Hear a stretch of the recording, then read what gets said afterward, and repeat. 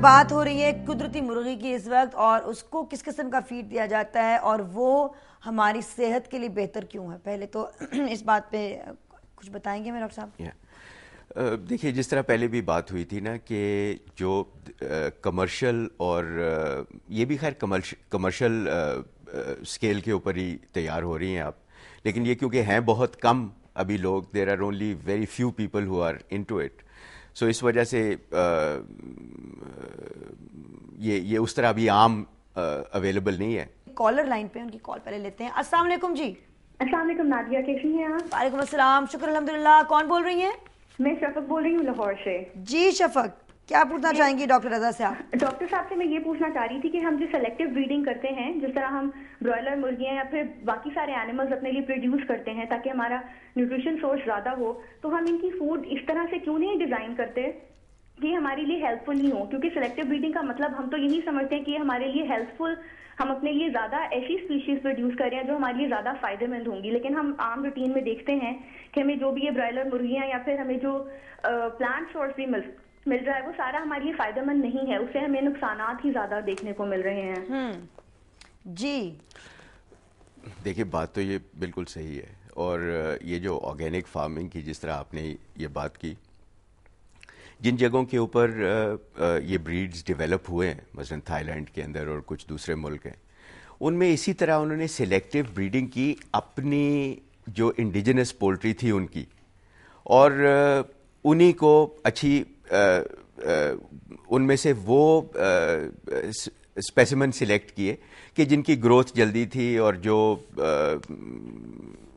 قدرتی طریقے کے ساتھ، اور ان میں میٹ کی کوالٹی بہتر تھی، اسی طریقے سے سلیکٹ ہوئے.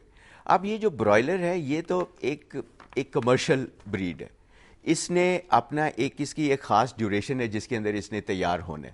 اس ڈیوریشن کے اندر ایک دوڑ ہے کہ ہم نے پہلے یہ 8 ویکس میں ہوتا تھا، اب یہ 42 days کے اوپر more or less آیا. It's now, you know, some people are trying to sort of bring it below 40 day mark. So وہ تو this is a commercial race because masses نے کھانا ہے. تو اسی وجہ سے وہ جس کو کارپوریٹ ایفیشنسی کہتے ہیں، اس کی پرائس بھی جو ہے وہ کم ہے، because that's how, you know, the market economics are. So یہ بات ان کی بالکل صحیح ہے کہ اگر ہماری لوکل بریڈز جو ہیں ان کی سلیکٹیو بریڈنگ کی جائے اور ان کو یہ نیوٹریشن جو لوکلی اویلیبل ہے، کیونکہ فیڈ میں بھی اسی طرح کی انگریڈینٹس پڑتے ہیں، اگر ان میں سے وہ جو سنتھیٹک سبسٹینسز ہیں ان کو نکال دیا جائے تو پیچھے ان میں بھی کارن ہے اور کچھ پروٹین کے سورسز ہیں، کچھ یہ کاربوہائیڈریٹس کے سورسز ہیں، کچھ فیٹس ہیں، تو اگر ان کو بھی بیلنس کر دیا جائے جو کہ ممکن ہے تو یہ بالکل پاسبل ہے. ہمارے ساتھ ایک کالر موجود ہے، ان کی کال لیتے ہیں. السلام علیکم جی. السلام علیکم. وعلیکم السلام. کون بول رہی ہیں؟ میں فائزہ بات کر رہی ہوں. نادیہ کیسے ہیں آپ؟ میں ٹھیک ہوں، تھینک یو فائزہ. آپ کیسی ہیں؟ میں بالکل ٹھیک ہوں. آپ کو پتا ہے ہم نے اتنا مس کیا، اور میری عمیر بھائی کے پروگرام میں ہر دفعہ کال لگ جاتی تھی، اور جس دن آپ کا شو تھا اس دن نہیں لگی. اور اس عمیر بھائی کو میں یہ کہتی تھی، آپ روز کہہ دیتے ہیں کہ کل آ جائیں گی نادیہ، کل آ جائیں گی نادیہ، کہاں ہے Nadia? That's why Umair said when I was being interviewed by him, I hope Faiza is here and Faiza is listening.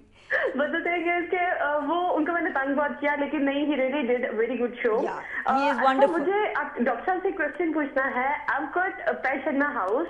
تو جس طرح آج کل موسم چینج ہو رہا ہے، جس طرح کل یہاں پہ لاہور میں کافی زیادہ بارش ہو گئی تھی، تو اس موسم میں do we have to take any precautions for our pets؟ ہمیں اپنے پیٹس کے لیے کیا کرنا چاہیے؟ مطلب I've got a dog, I've got parrots، تو ان کے لیے مطلب اگر کوئی precautions ہیں تو please let me know. Thank you for calling, Faiza. I hope your parrots and dogs remain healthy.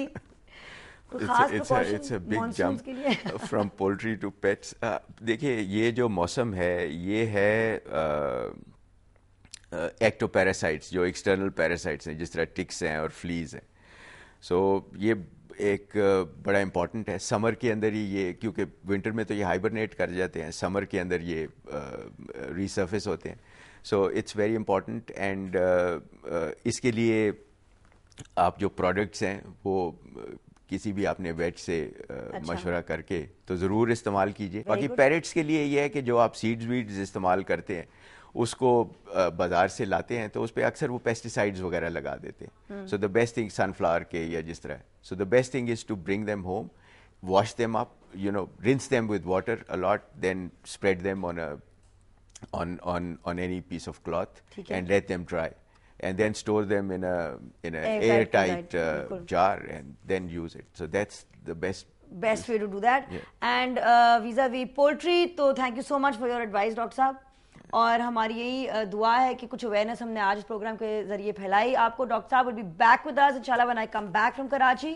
He is a regular on جاگو دنیا now, تو آپ اپنے سوالات, ایشوز اور کویشچنس کے ساتھ اس کو کانٹیکٹ کر سکتے ہیں جاگو دنیا کے ذریعے.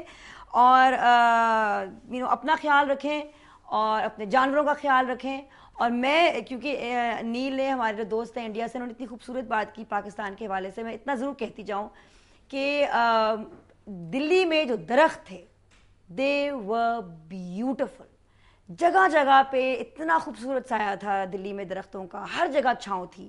اور میری یہ دعا ہے کہ ہم بھی کچھ سیکھیں اپنے دلی کے بھائی بہنوں سے, اور اپنے جگہ جگہ وہ جو لوکل ٹریز ہیں, ہمارے تو ہیں اتنے خوبصورت درخت یہاں کے پنجاب کے, وہ اگائیں تاکہ ہمارے سڑکوں پہ وہ سایہ ہو, وہ چھاؤں ہو. اور یہ پلیز سفیدے کے درخت اور پام ٹریز نہ اگائیں ہر جگہ, اس سے کوئی فائدہ نہیں ملے گا کسی کو. اور تب تک اپنا خیال رکھیں.